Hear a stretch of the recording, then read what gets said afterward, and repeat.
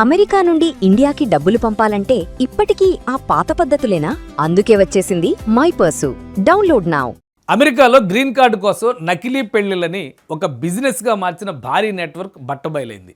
ఒకరు ఇద్దరు కాదు, ఏకంగా 1000కి పైగా నకిలీ వివాహాల వ్యవహారం ఇమ్మిగ్రెంట్స్ని కుదిపేస్తోంది. ఈ కేసులో 11 మంది అమెరికా అధికారులపై ఛార్జెస్ నమోదు చేయగా 10 మందిని అరెస్ట్ చేశారు. అసలు ఈ నెట్వర్క్ ఎలా పనిచేసింది, ఎంత డబ్బు చేతులు మారింది, ముఖ్యంగా ఇది ఎన్ఆర్ఐలకు ఎందుకు సీరియస్ వార్నింగ్?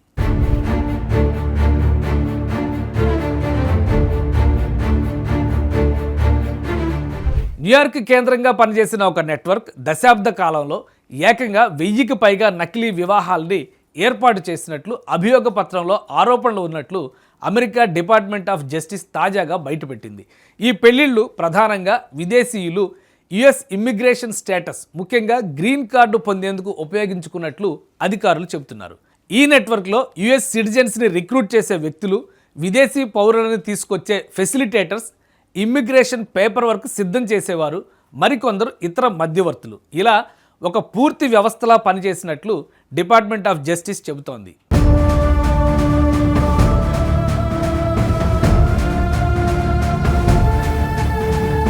ఒక ఫేక్ మ్యారేజ్ కోసం విదేశీ పౌరుల నుంచి సుమారు $1,00,000 వరకు వసూలు చేసిన సందర్భాలున్నాయి. అంటే మన కరెన్సీలో దాదాపు 95,70,000 రూపాయలు. అందులో యుఎస్ సిటిజన్గా పెళ్లి చేసుకునే వ్యక్తికి సుమారు $30,000 వరకు చెల్లించినట్లు అభియోగ పత్రంలో పేర్కొంది. అంతేకాదు, పెళ్లి నిజమైనదిగా కనిపించేందుకు joint bank accounts, utility accounts, insurance policy, tax returns, photographs వంటి సాక్ష్యాధారాలను సైతం సృష్టించినట్లు అధికారులు ఆరోపిస్తున్నారు. అంతటితో ఆగకుండా యుఎస్సిఐఎస్ ఇంటర్వ్యూలో ఏం చెప్పాలి, ఎలాంటి సమాధానాలు ఇవ్వాలి అనే దానిపై ఈ నకిలీలకు కోచింగ్ కూడా ఇచ్చినట్లు డిపార్ట్మెంట్ ఆఫ్ జస్టిస్ చెబుతోంది. ఈ మొత్తం నెట్వర్క్ ద్వారా కోట్లాది డాలర్లు వసూలైనట్లు దర్యాప్తు అధికారులు అంచనా వేస్తున్నారు. ఈ కేసులో ఇప్పటికే 11 మందిపై ఫెడరల్ ఛార్జెస్ నమోదవ్వగా వారిలో 10 మందిని ఆగస్టు 12న అరెస్ట్ చేశారు. వీరిపై మ్యారేజ్ ఫ్రాడ్ కాన్స్పిరసీతో పాటు ఇమ్మిగ్రేషన్ రిలేటెడ్ అఫెన్స్కు సంబంధించిన కేసుల్ని నమోదు చేశారు.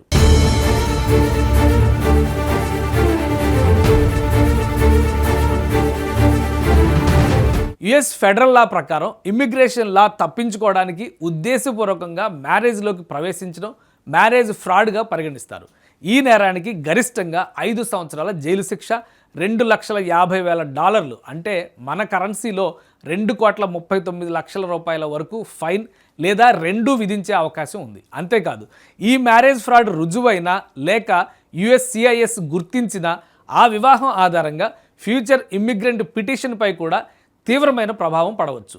ఎన్ఆర్ఐలుగా నిజమైన వివాహం చేసుకున్న వారు భయపడాల్సిన అవసరం లేదు. కానీ యుఎస్ గ్రీన్ కార్డు కోసం వివాహాన్ని ఒక షార్ట్కట్గా ఉపయోగించాలని ప్రయత్నించడం మాత్రం పెద్ద లీగల్ రిస్క్. అందుకే యుఎస్సిఐఎస్ జెన్యూన్ మ్యారేజెస్ని అంచనా వేయడానికి shared residence, financial responsibilities, joint property, insurance, tax records, photographs, family life వంటి ఆధారాలను మొత్తం పరిశీలిస్తుంది.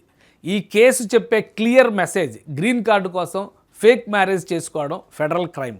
అమెరికా ఇమ్మిగ్రేషన్ సిస్టంలో genuine relationship, genuine documentation, genuine information ఉంటేనే అది అత్యంత సురక్షితమైన మార్గం.